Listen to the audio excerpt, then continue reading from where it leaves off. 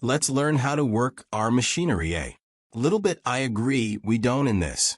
Culture teach people how to operate their mind and body. How do you get motivated? Well, one way to do that is if you are good at subjectively attaching dopamine to the pursuit, just knowing, okay, I really am hungry for this. I'm going to tell myself that making it 1% of the way is a success, and I'm going to keep going, and I'm going to keep ratcheting on. And then the other aspect of it is that any time that we're leaning into action, it has the possibility of being an amplifying process or a depleting process. And the key to that is making sure that you're balancing the dopamine and epinephrine systems. We have to remember that this mechanism of dopamine and pathfinding to goals is in every animal. Humans, dogs, sheep. So a grazing animal might be on a really barren landscape.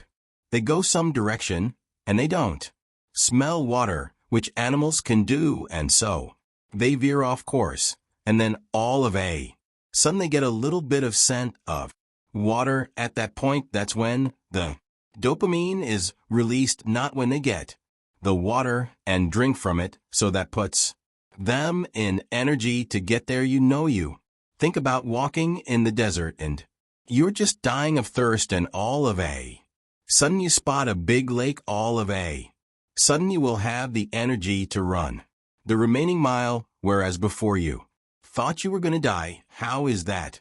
It's not like more glycogen is suddenly available. It's not like ketones did it for you. So what did it? That's dopamine. That's dopamine release.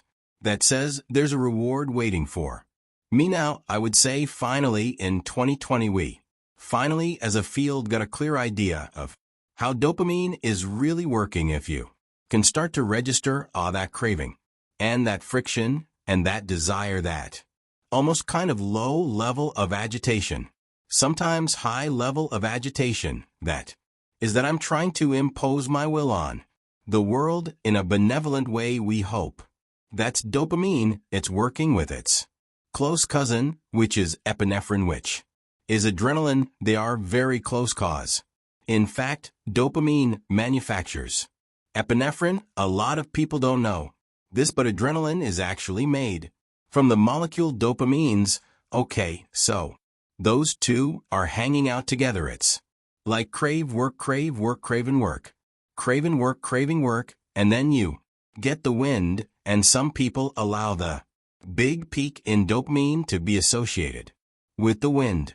And smart people learn to adjust their celebration internally. Right, this is all internal. You could throw the biggest party in the world, but as long as you're kind of laid back and looking at this, not letting yourself get manic crazy, you won't necessarily crash as hard, and pretty soon your system will reset. So you take the day, you clean up the dishes, you relax, you go, what now? I'm feeling a little low. Well, rather than going out and spiking your dopamine again, just wait. Understand that the scale will reset again. Give yourself a few days where you're going to feel a little kind of underwhelmed. Things aren't going to be as interesting.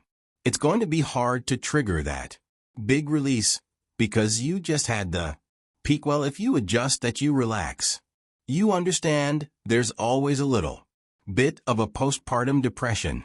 We sometimes hear about postpartum depression. That's a clinical thing, but there's always that kind of today's not as exciting as a previous day's. What am I going to do with my life? But then, if you let it start ratcheting up again, then what you realize is your capacity to tap into dopamine as a motivator, not just seeking dopamine rewards. That is infinite. And I can say with great certainty that this is how you were able to build a big company and sell it, how you've been able to build a successful podcast and sell it, how you constantly seeking, because seeking is the reward. And I think for most people, we think of the reward as the finish line, and so the key is to get to the finish line, step into the end. zone but no end zone dance. It's just like, yep, and now I'm gonna go do it. Again, how we view the world is shaping the release of these chemicals, and I do believe this happens when we have positive thoughts. We get a lift if we can get a lift from our positive thoughts. And then dopamine itself puts us in relationship with the outside world such that we view the outside world as having more possibility that is going to put us into forward momentum. They're good. There are a lot of studies to support that the key with positive thinking it is that it has to be honest. It can't be, I've already won. I don't have an Olympic gold medal. If I could tell myself I'm going to get one tomorrow, but I just don't have the skills, so that's not going to release dopamine in my system. The key thing is that you can't just be all gas pedal all the time without rewarding yourself. It's mental energy. It's the desire to push on. It's the desire to keep going, and we need some consistent dopamine hits throughout the days or our months to give us more energy to pursue. That's right, but we don't want to be over pursued because then we'll burn out.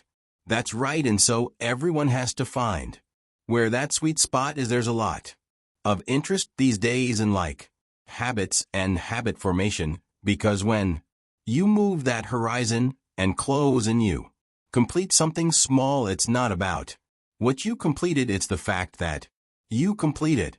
So one thing to understand is that dopamine release in the brain is always subjective. There's no experience that says that has unique domain over dopamine release that will only allow dopamine release. So if it's very subjective, so if I say to myself, I'm going to get into the process of doing something. We have a new year coming up, so there will be a lot of resolution soon. It's not if you attach the dopamine release to the process of effort or goal setting itself, you'll have more energy to be an effort. And then if you can attach dopamine release to the belief that you're at least heading in the right direction, you'll have more energy to keep going in the right direction. People make the mistake of thinking that positive thought process should be attached to the finish line. It's not about thinking of already won.